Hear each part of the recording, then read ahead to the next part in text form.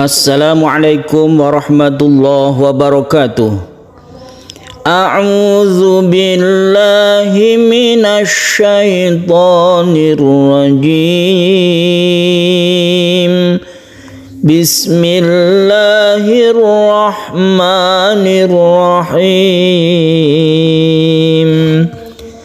Masalu ma yunfiquna fi hadhil hayatid dunya kamathali rihin fiha sirrun asabat harsa qaumin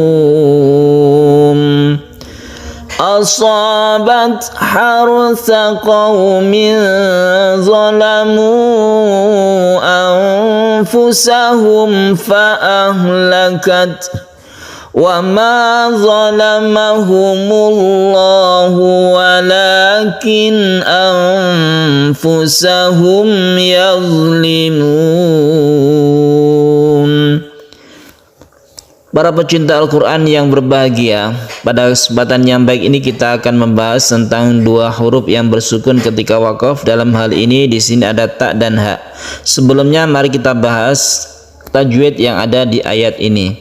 Masalu ma yunfiquna, ada nun bertemu dengan fa, kita baca ikhfa hakiki. Ikhfa itu artinya samar. Artinya samar itu adalah dibaca antara izhar dan idgham. Jadi nunnya ini tidak begitu jelas, dia disamarkan suaranya karena menghadapi huruf fa. Dan cara menyamarkan yaitu ketika kita membaca nun, kita itu bersiap membaca huruf fa.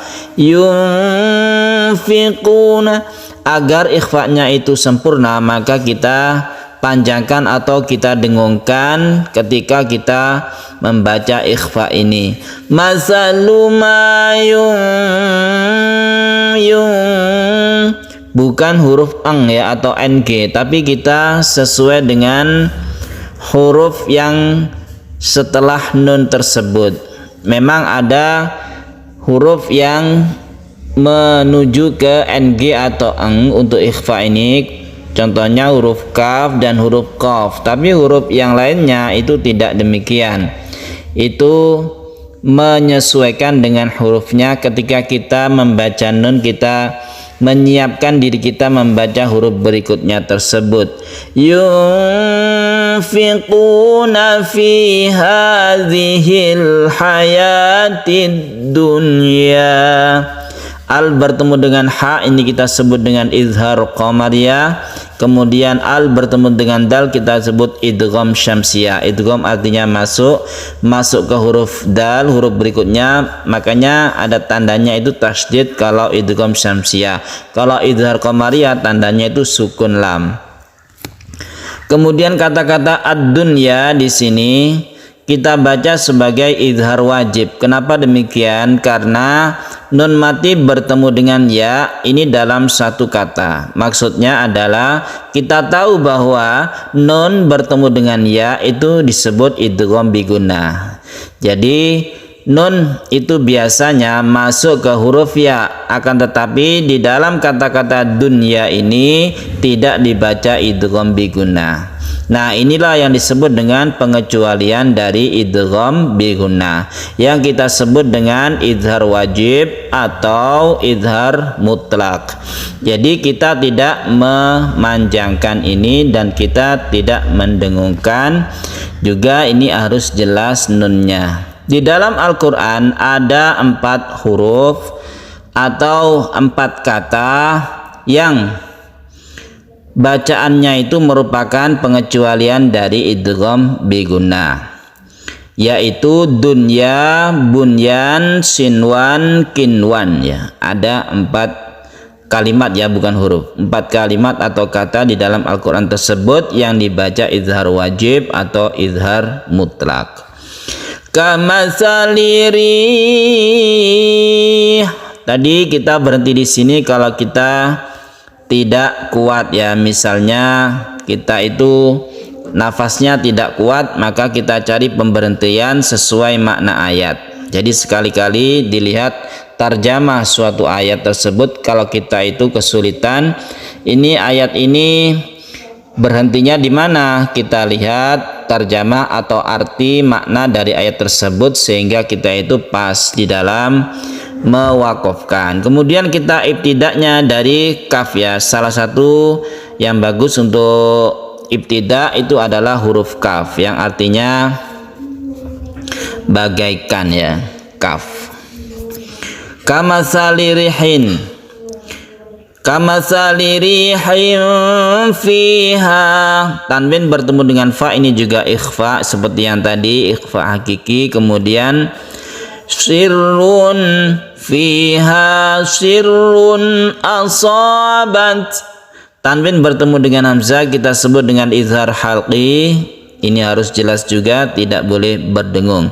Sirrun asabat, bat ini berikan sedikit sifat hamzahnya untuk ta, yaitu kita ketika sukun ta itu kita berhembus nafas sedikit sehingga muncullah di situ seperti suara s ya, tapi sedikit. Asabat, asabat. Kamatsali rihin fiha sirrun asabat harsa qaum. Nah, kita tadi juga berhenti di sini ya. Harsa qaum. Kalau kita berhenti di qaum ini boleh kita panjangkan ya, karena mat lain apabila dia itu jatuh ketika waqaf maka bisa panjang sampai 3 alif ya. Qaum ini laksana mat arid disukun. Qaum itu kalau kita waqaf di sini. Kemudian kita ulangi dari asobat ya. Asabat harsa qaumin zalamu anfusahum, tanwin bertemu dengan dha ini juga ikhfa hakiki. Jadi ikhfa itu banyak sekali hurufnya, ada 15 huruf mulai ta, sa dan seterusnya sampai fa, qaf, kaf ya. Zalamu anfusahum ini kita sebut dengan mad jaiz munfasil. Jaiz itu artinya boleh, kita boleh membacanya sebagai mad tabi'i atau 1 alif atau 2 alif itu boleh. Kemudian anfusahum ini juga ikhfa.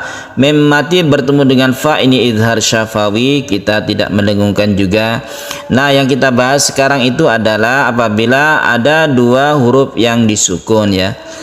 2 huruf yang disukun ketika wakaf, sebagaimana kita ketahui kalau kita wakaf di sini, wakafnya itu al waqfu aula, wakaf itu lebih utama.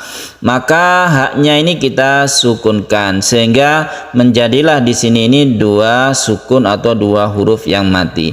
Bagaimana cara membaca 2 huruf yang mati? Maka huruf ini masih mempunyai hak ya, mempunyai hak untuk dibaca. Jadi meskipun dia itu di belakang tapi dia itu harus ketara di dalam suaranya, meskipun suaranya itu sangat sedikit ketika kita membaca, tapi penempatan rongga mulut kita itu terhadap huruf tersebut itu harus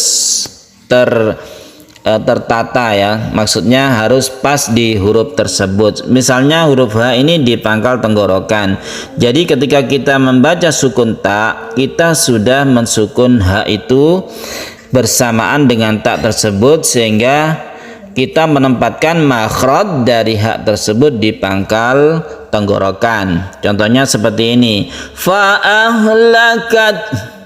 Jadi ada h-nya itu yang muncul dengan sendirinya. Jadi itu tidak kita hilangkan. Fa'ahlakat itu hilang kalau hanya seperti itu. Karena dia itu bersifat hamas, tapi ketika bersifat hamas dia langsung sukun hak, maka hamasnya itu tidak ketara ya. Itu tidak mengapa karena kita mengejar yang huruf H ini supaya langsung ada dan tidak hilang suara haknya tersebut. Fa'ahlakat, fa'ahlakat. Jadi kita bisa merasakan sendiri ya. Disitulah kita memakai perasaan kita itu sudah apa enggak muncul di tenggorokan kita itu huruf hak tersebut ya, hak yang ketika sukun. Zalamu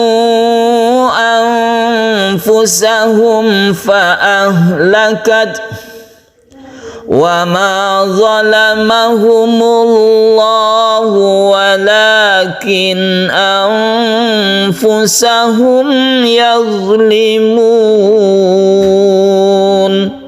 Zalamahumullahu lafzul jalalah yang kita baca tebal atau tafkhim karena sebelum lafaz Allah ini ada dhammah, maka kita baca tebal. Kemudian walakin anfusahum, don mati bertemu dengan hamzah idhar halqi, anfusahum ini ikhfa hakiki juga. Kemudian mim bertemu dengan ya idhar syafawi, dan kita tutup dengan mat arid lisukun yang bisa panjang sampai 3 alif. Mari kita mengulang dari depan sehingga kita semoga mendapatkan keberkahan dari ayat ini ya. Masalu ma yunfiquna fi hadhil hayatid dunya kamatsali rihin fiha syirrun asabat harsa qaumin